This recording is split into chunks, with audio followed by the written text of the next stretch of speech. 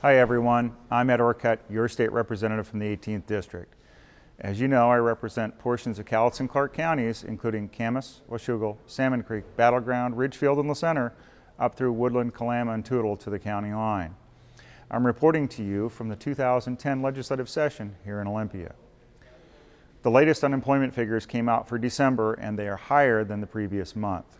More than 334,000 people in Washington filed for unemployment in December. And in our district alone, more than 5,400 people are out of work.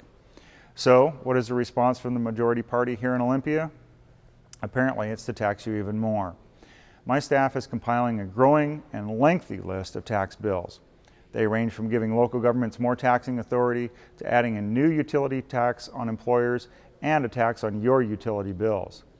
There's a proposal to add a utility tax on water and sewer bills of 6%. Here's another one, allowing counties to impose a sales tax increase of 0.3% without voter approval. Remember a few years ago when citizens voted for $30 car tabs?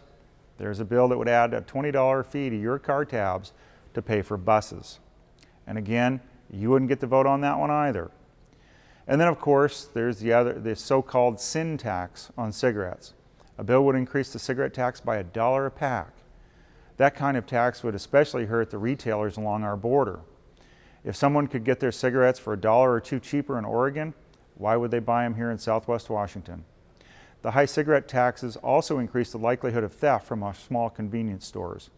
So I'm hoping that one goes up in smoke or down in flames, one or the other.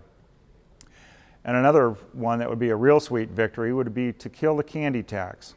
That's right, they're even wanting to tax your kids. But it doesn't just take more money from kids, it also affects candy makers in our state.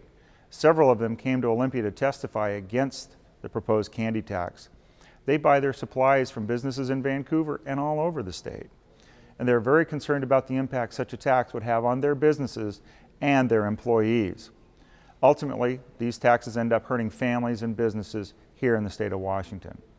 I'm very concerned that higher taxes will result in higher job losses throughout our state, and that's something we just can't afford. One other important thing to note, not only would these tax increases lead to job losses, but they will also lead to a delay in rehiring as we try to recover from this recession. I will continue to fight on your behalf against these needless tax increases and to work for policies that will allow the private sector to create jobs, long-term jobs.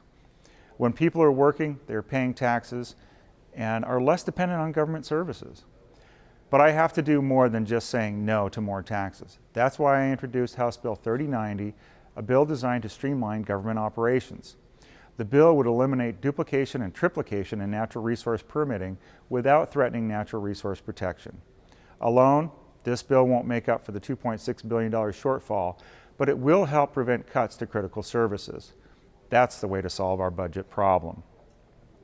And now, I'd like to take a moment to introduce Kelsey Holton of Castle Rock.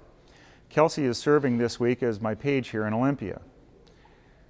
We have a great page program in the legislature for teenagers. If you would like to find out more about the program, visit my website, and you'll find the address on the screen. I look forward to continuing these video updates throughout the session. Again, I want to encourage you to call me with your questions, opinions about the budget or other legislative matters. You can use my direct line, 360-786-7812. Again, that's 360-786-7812.